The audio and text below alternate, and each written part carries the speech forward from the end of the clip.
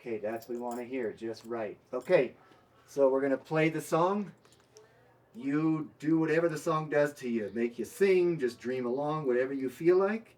And then we'll have a little chat after the song's over. Okay. Okay, let me just turn this way. Here we go.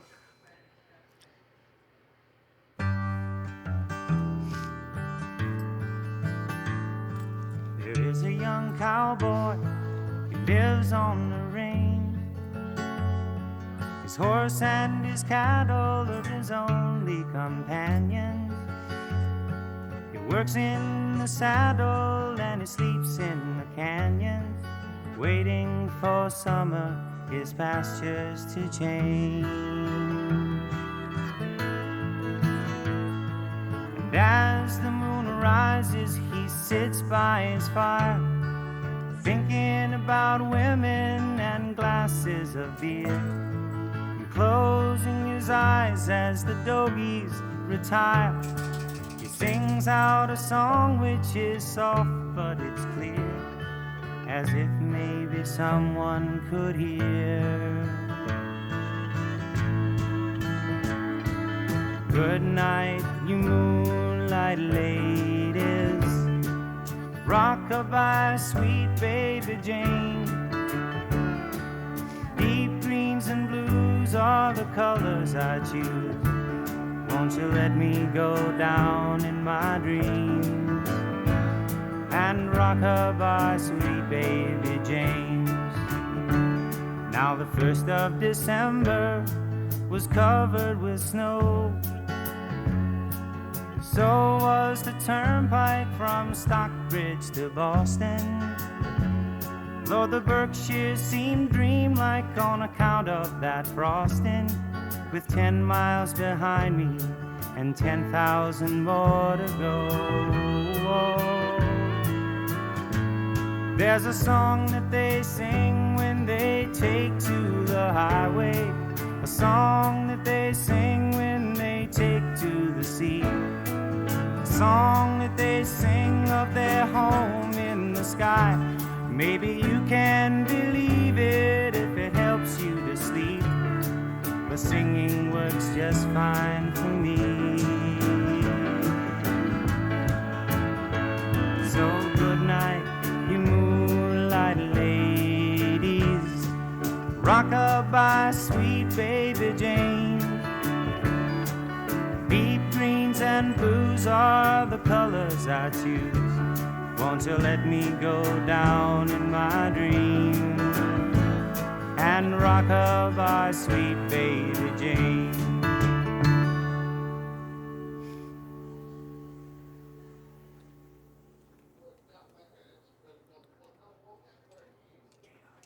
I'll take these off for you without pulling your hair. Good? Oh, sure. Okay. Okay.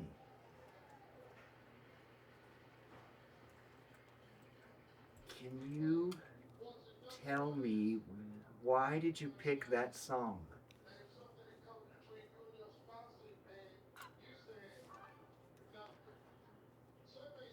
Well, um, I love James Taylor in general, but that song is more meaningful because the first time the first live concert I ever attended was James Taylor, and it was when he was just becoming well known, and that was the song that was on the radio all the time. And for that first live concert, I was allowed to take the train from my hometown into Boston Garden for the concert at night when I was in high school. So it was a pretty big deal. Where did you live? What city were you coming from to get into Wakefield, Massachusetts. And how far was that from Boston Garden? Um, or Boston Commons? Is that where no, you? Boston Garden. Okay, where the Celtics play. Right. So that's where you saw the concert? Yes. Whoa, that's a pretty cool venue. It is. Wow. Can you, yeah, first of all, how far away were you? How far was that train ride? Oh, the train is probably half an hour or so. And did you go by yourself or with friends? I went with some friends, although I can't remember who now.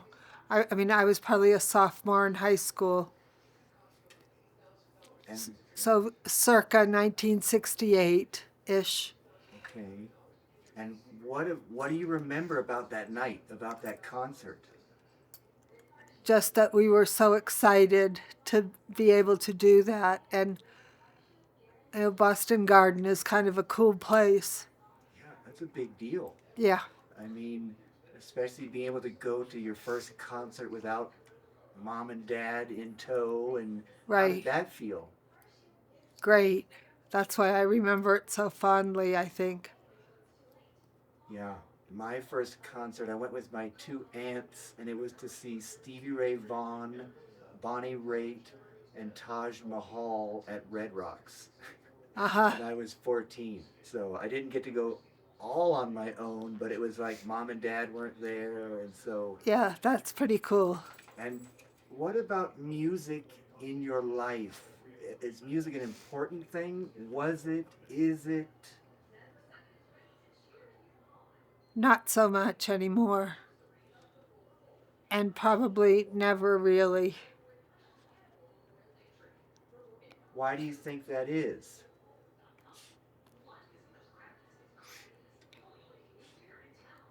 Well, I've never played an instrument, and I have a horrible singing voice. But what about just listening to bands and things and using music to help you, I don't know, with moods or feel a certain way? Do you do that? Absolutely. Great. Can you tell me a little bit about that? Well, let's just say I saw the Beatles on Ed Sullivan.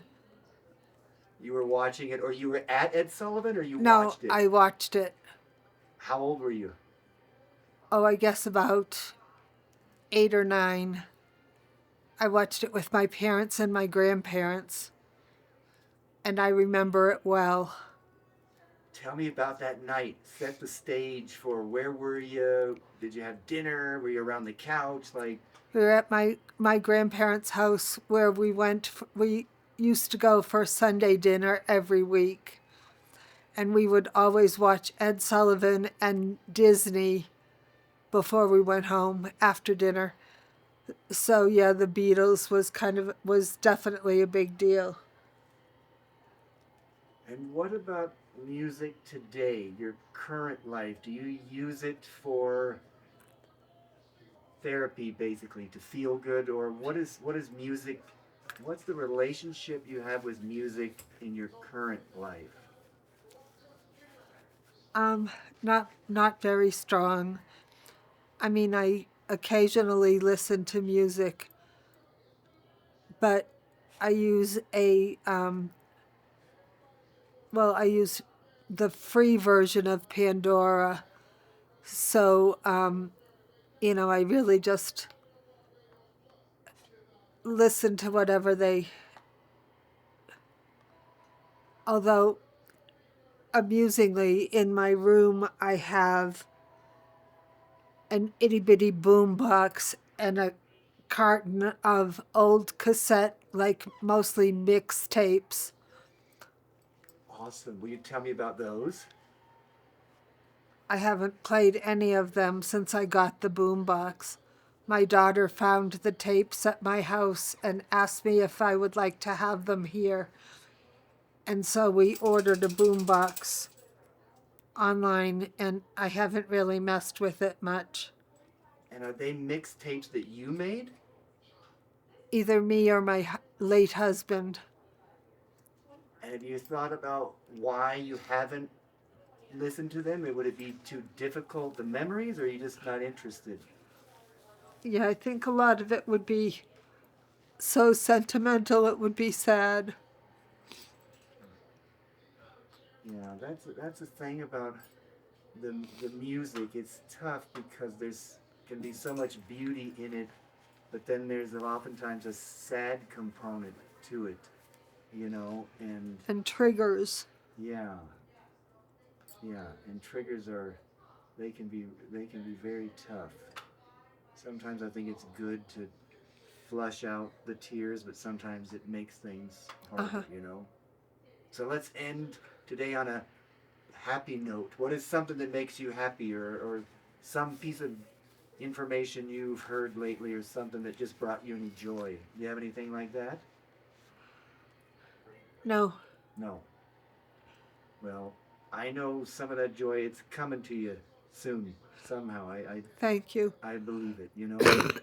And so I just want to tell you, hello, I know. I just want to say thank you for taking the time. You want to shake my hand or no?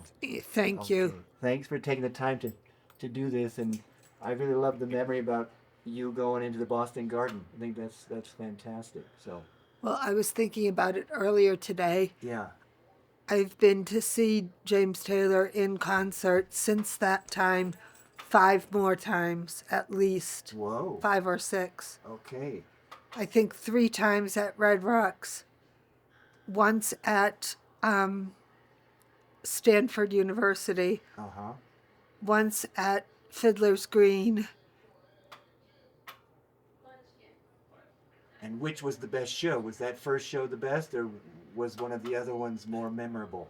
Actually, the last time at Red Rocks in 2017 was maybe the best, because I went with a group of older women friends, and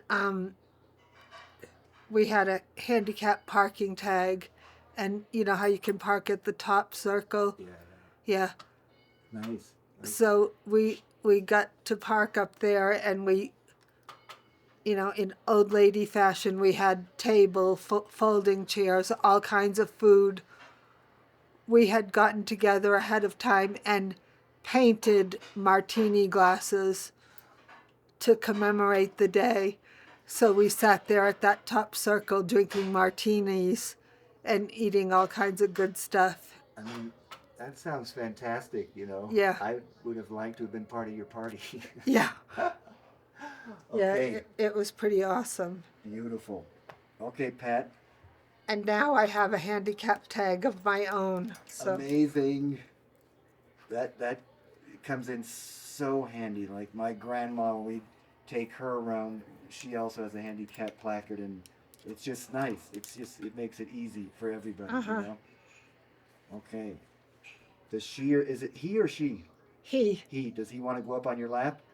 No, he's fine. Okay. So then I bet to get out, yeah, just swing to the right. Yeah, he doesn't like to ride. Oh, he doesn't. Okay. He did at first, but now he gets scared. Okay. Did you go too fast? Maybe. You did Mario Andretti, you know, Indy 500 with him. Okay, do you want to go back in your room or up the stairs? I think I'll go upstairs. Oh, okay.